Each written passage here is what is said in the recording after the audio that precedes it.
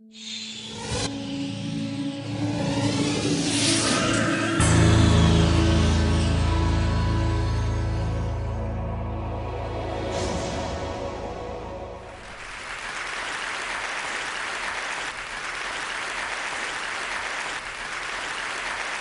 up to her father, lifts her skirt up and says, "Papa, can you please touch me?" A 50-year-old woman washes her hands 40 times a day. A 25-year-old man is absolutely confused about his sexuality. Is he a heterosexual or a homosexual? A 45-year-old man has not been able to have decent, trustful relationships ever in his life. Not even with his wife. Not even with his children. I can give you endless examples. And what is this? So the 7-year-old girl who went up to her father later on found out that the liftman in her building was sexually abusing her every time she went down to play in the lift. The 50-year-old woman had been sexually abused in her childhood and was trying to get the dirt off her hands every single day. The 25-year-old man, confused about his sexuality, had been sodomized as a child by his uncle for a number of years and is confused. So am I a homosexual because I was sexually abused in my childhood? Or am I a heterosexual? The 45-year-old man who's not been able to have any trusting relationships, sexually abused as a child by his teacher.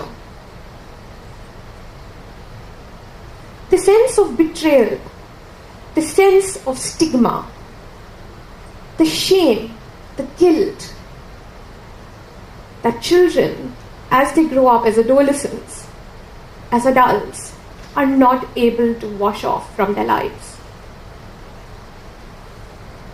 That's the impact of child sexual abuse. In very many ways, it affects people's lives. Depending on the severity of the abuse, who the abuser is. If the abuser is a family member, we've seen that impact is more because the sense of betrayal is even more.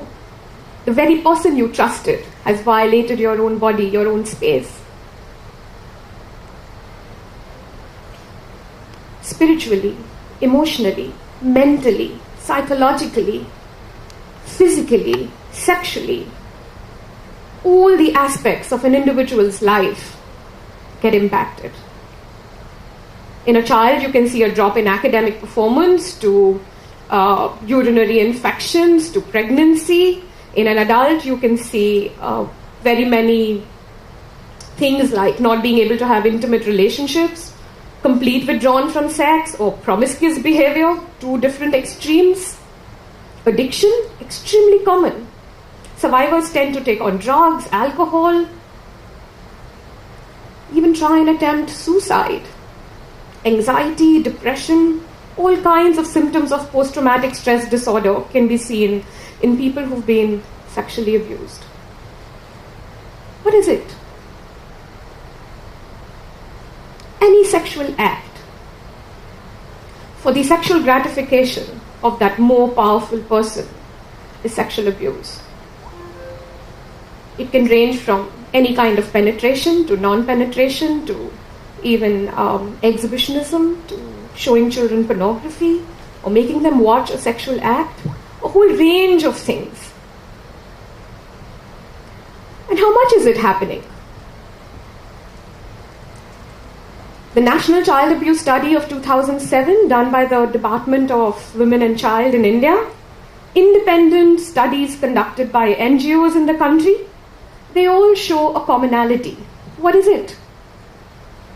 Every second person in India has been exposed to some form of sexual abuse, which means that in this very auditorium, half of us have experienced it.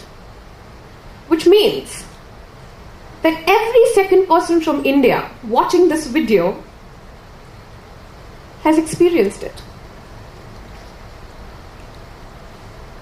Yes, it's that much.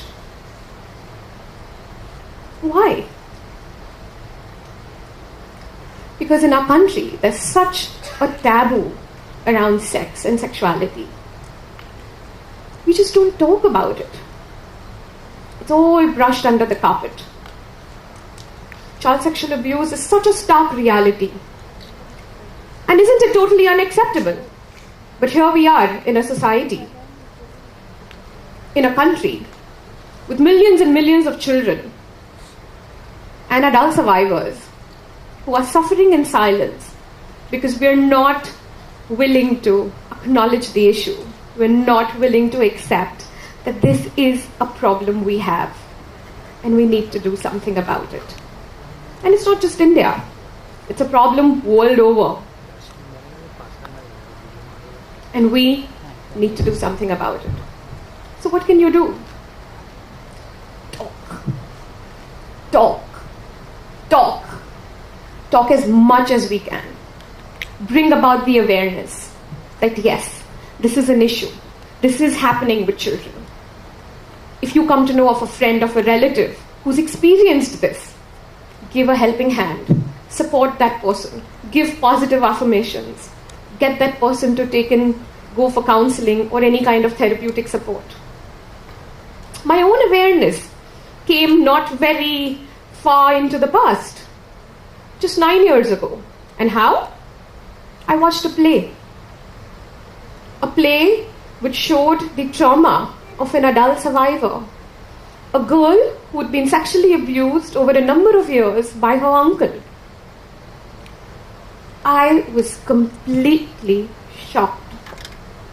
And I came out of that hall thinking, if there is a play, it needs to be a social problem. Till then, having born and brought up in a city like Bombay, I had no clue. And I was like, oh my God. So how many people really know about this issue? And I went on to the net, tried to search who are the organizations working on it, how much awareness is there, and I found that hardly any awareness. Hardly any talk about it. And that's when I vowed, I will do something about it. 2 years later, we started working on it. 2 of us who started creating awareness amongst parents about the issue. We started counseling adult survivors of sexual abuse. And that's how the journey began. Where are we today? We're now, 6 years later, a team of 30 professionals, the largest in India, working on the issue in a very focused manner.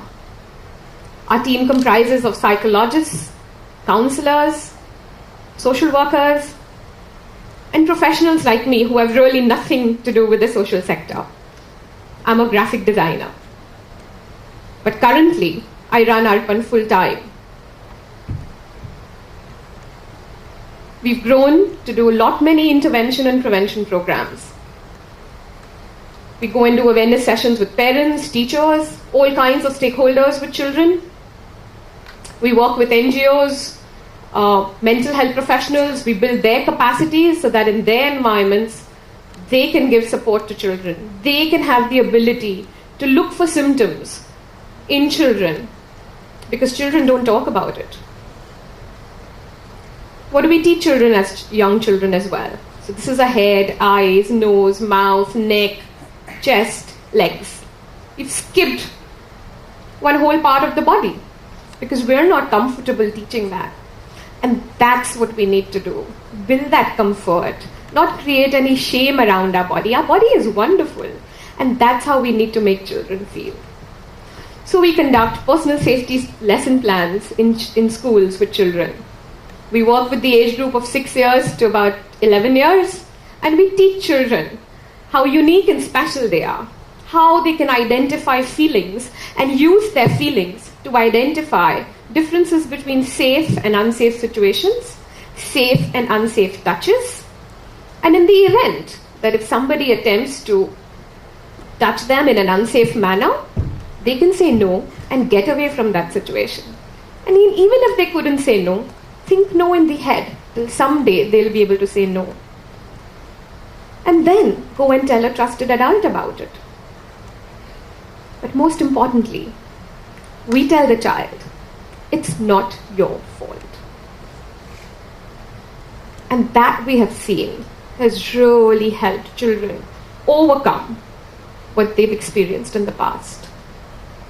Very recently, a 72-year-old woman came up to one of the Arpan trainers during an awareness session with parents and said, you know, for the first time in 72 years, I'm hearing that it wasn't my fault.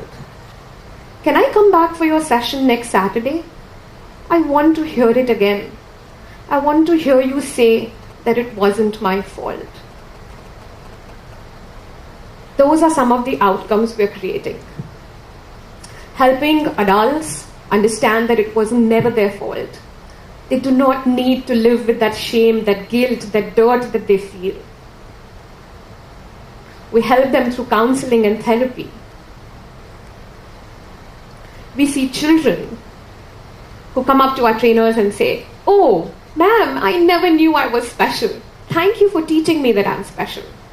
During the program or after the program, they will come to our trainers and say, you know what? I was walking on the road and there was this man who was trying to come after me.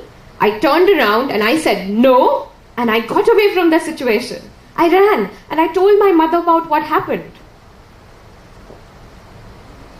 In a review we conducted 6 months after what we taught children, 100% correct answers were given about differences between safe and unsafe touches by children. We could see that there is retention value. Parents have come up and shared with us, you've opened our communication channels with children.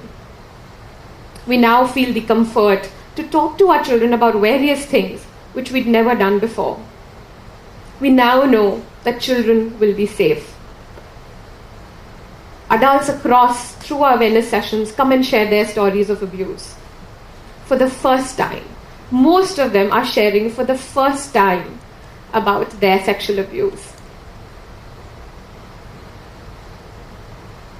We envisage that we will continue to reach out to thousands and thousands of more children and adults through our work. It's not been an easy journey, but the high that we get is to see the change we're able to see in an individual's life because of something we were able to do. We even work with the most sexually traumatized rescued minors who've been sold into the flesh trade and then rescued. And we do long-term psychotherapeutic work with them. And it's amazing to see the kind of empowerment that has come into them.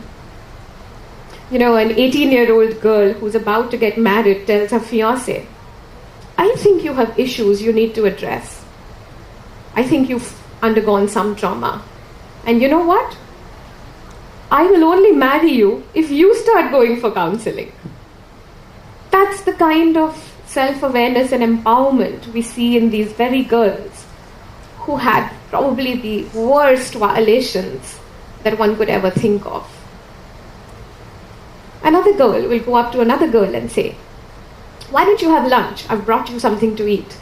And this other girl will said, go away. I don't want to eat anything. And this other girl tries to coddle her and say, no, why don't you eat something? You've not eaten anything. And this girl again says, no, go away. I don't want to eat anything. And then this other girl says, you're not really angry at me, are you? You're angry about something else, but that's going on in your mind. That understanding, even we do not have in our everyday lives.